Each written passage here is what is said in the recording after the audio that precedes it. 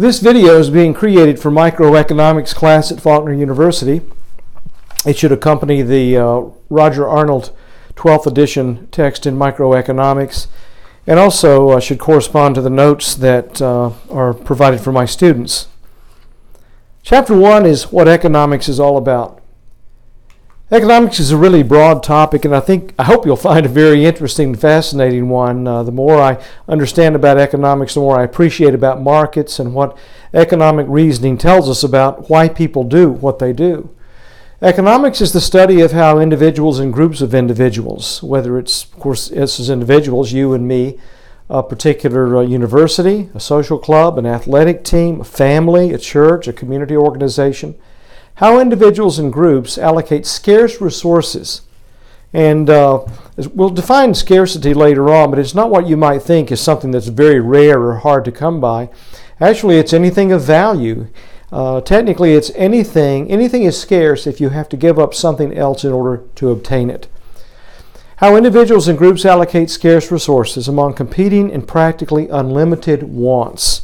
You know, we don't talk in economics about needs. They're just too hard to define. Someone says, I need a new pair of shoes to go with this outfit, but they already have 8 pairs of shoes. And then someone else says, I need this operation or I'm going to lose my eyesight. Well, that last thing really sounds like a need. The first one sounds like more of a want. But needs are just too hard to define, and so we talk just about wants.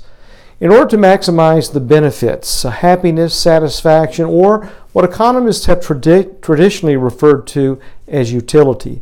So economics is a very broad topic that explains, or let's say that pursues the notion of why individuals, how it is that individuals and groups allocate scarce resources among competing and practically unlimited wants. I didn't mention that earlier, but the notion of unlimited wants means that there's never enough. There's always something else that we want, something else we aspire to. And it's not necessarily just things like, hamburgers and clothes and shelter and those sorts of things. It could be travel. It could be education. It could even be something like the ability to help others, to be of service to others, or to be of significance in the world. Economics is concerned with how people make decisions, that is, how they choose to allocate their scarce resources to achieve satisfaction. So we have to consider how we choose between things that make us better off and things that make us worse off. We do this every single day. We make choices all the time. As a matter of fact, I don't think you can name a decision that doesn't ultimately represent an economic decision, because economics is not just about how we spend our money. It's how we spend our lives, how we spend our time, how we choose to use or allocate the many resources, time, money, energy, creativity, and of course the money that comes from the application or the use of those of the creativity and labor and so on. Economic goods provide satisfaction, what we call utility, and bads reduce satisfaction. They provide what we call disutility. The term utility, it seems like, is really an old one in economics, and possibly related to the fact that when economics was in its infancy as a field of study, that most economists thought that people desired the things that they desired because of their usefulness. Of course, there are many things you and I consume that are not necessarily useful, but they still make life more enjoyable, sometimes less difficult. Goods may be physical, things like food, clothing, and shelter. They may also be intangible, things like education or travel or other forms of enrichment, entertainment, for instance. The resources we have to allocate fall into 4 broad categories, and this is us individually. It's also us as groups of individuals, as society even. First of all is land. Land represents natural resources, land itself, but also things that naturally occur on that land, such as water, forests, minerals, animals, and so on. Once we start to alter the land to make it more useful to us, for instance, growing timber, or digging a pond, or creating a mine or something, or raising animals on it, those things are important resources, but we're no longer dealing just with land itself. Land, for the most part, is unimproved by definition. Labor represents the physical and mental talents that human beings possess and which contribute to the production of economic goods. Capital The third factor of production represents produced goods that can be used as inputs to produce other goods, such as buildings, equipment, machinery, and so on. We think about factory equipment. Even an axe, something as simple as that, can be used to cut down the natural resource, timber, and then that may be the first step in application of other factors of production like labor to turn that tree into lumber or turn it into a boat or something else. And entrepreneurship is the particular talent that some people possess for organizing the other resources to produce goods, seeking new business opportunities, and developing new ways of doing things. All economic resources are scarce. By definition, every resource is scarce if you have to sacrifice something else to obtain it. So once again, this notion of scarcity doesn't mean that something is necessarily rare or hard to find. It simply means that you have to give up something else in order to obtain it. So of course we can imagine things that are relatively that are more scarce than others, relatively scarce, relatively dear. No one can be in two places at one time, or live forever, or afford everything that he or she wants, or go without sleep indefinitely. In other words, we all have to make choices. We all face limitations of time, money, energy, and so on. Even Bill Gates, one of the richest men in the world, or Jeff Bezos now, I guess he is the richest man in the world, can't have it all. So we all face these choices. Some of us face more, let's say, more dramatic or more limited opportunities than others do. And so economics is sometimes referred to as the science of scarcity. Sometimes it's called the dismal science because, in fact, it does deal with the realities, the harsh realities. You can't have it all. None of us can. And so life is largely about making choices and living with those choices and understanding the implications of our choices. Well, there are a number of aspects, I suppose, of economics as we enter this discussion here about what these various things mean. A number of concepts and that we're going to deal with here in this first chapter.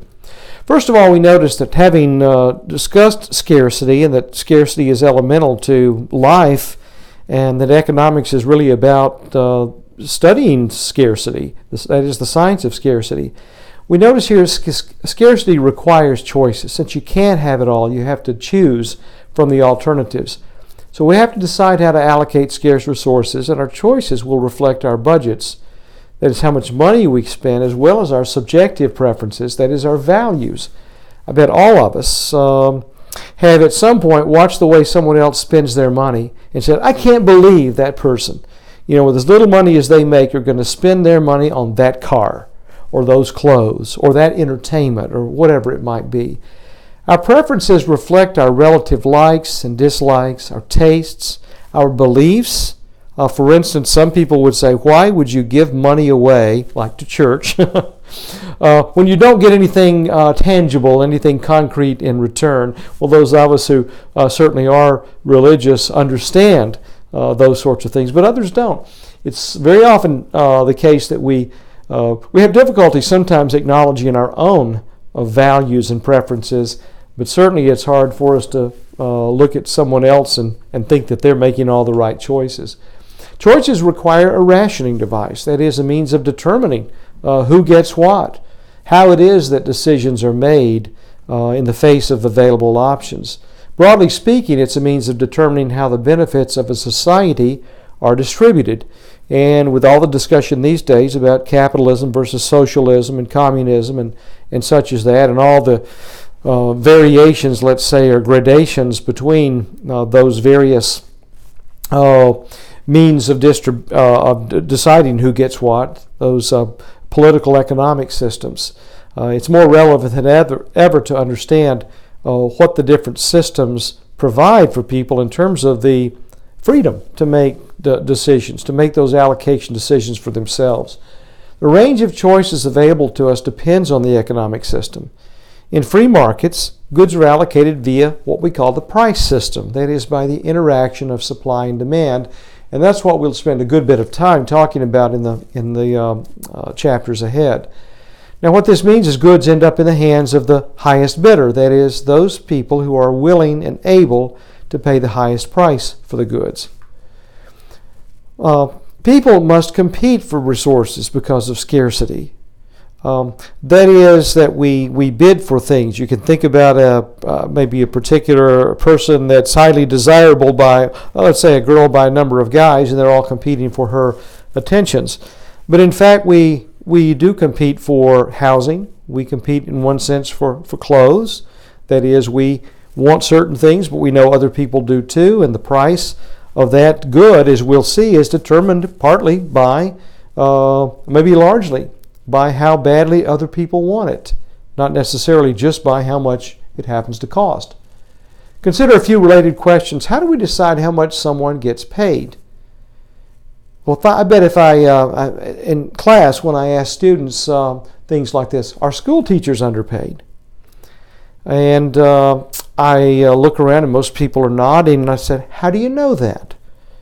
How do you know if someone is overpaid, underpaid, or what? And then very often students or people will start to suggest, they'll talk about how hard a teacher works, or they touch the future, how important their work is, and those kinds of things.